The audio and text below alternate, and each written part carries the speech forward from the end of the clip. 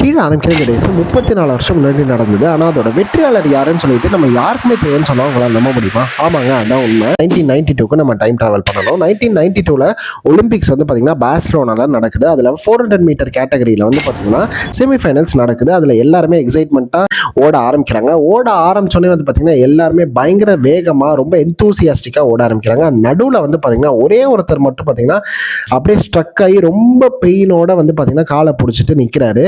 என்ன ஆச்சு அப்படின்னு பார்க்கும்போது ரைட் லெக்ல அவருக்கு ஹாம்ஸ்ட்ரிங் வந்து பார்த்தீங்கன்னா டியர் ஆயிடுச்சு. ஸோ வழியில் துடிச்சிட்டு இருந்தவர் ஒரு சில செகண்ட்ஸ்லேயே வந்து பார்த்தீங்கன்னா கையோட வந்து பார்த்தீங்கன்னா கிட்டத்தட்ட 65,000 பேர் அந்த ஸ்டேடியம் இருந்தவங்க ஏச்சு வந்து கைத்தட்ட ஆரம்பிக்கிறாங்க. இது வந்து ஒரு நெகிழ்ச்சியான தருணமாக மாறுது. ஸோ டெரிக் ரெட்மண்ட் அவரோட பேர். ஸோ அவர் தான் வந்து பார்த்தீங்கன்னா இன்னைக்கு வரைக்கும் ஹிஸ்ட்ரியில் வந்து பார்த்தீங்கன்னா அவரோட நேம் வந்து எச்சாயிருக்கு. ஸோ தோல்வியிலையும் வெற்றி கண்ட ஒரு மனிதன் அப்படின்னா இவர் தான் சொல்லணும். அந்த வாழ்க்கையில் எவ்வளோ சேலஞ்சஸ் அந்த எவ்வளோ ஹேர்டல்ஸ் வந்தாலுமே வந்து பார்த்தீங்கன்னா ஏஞ்சி நின்று திருப்பி ஓடணும். ஸோ வெற்றியும் தோல்வியும் வந்து பார்த்தீங்கன்னா அந்த ஒரு மனுஷனை வந்து பார்த்தீங்கன்னா தீர்மானிக்க போகிறது இல்லை. ஸோ ஏஞ்சி நின்று திருப்பி ஓடுறியா அப்படின்றத தீர்மானிக்க போகுது. ஸோ நிறைய மோட்டிவேஷனல் வீடியோஸ் இருந்தால் நம்ம ஃபாலோ பண்ணுங்கள். So stay tune. பாய்.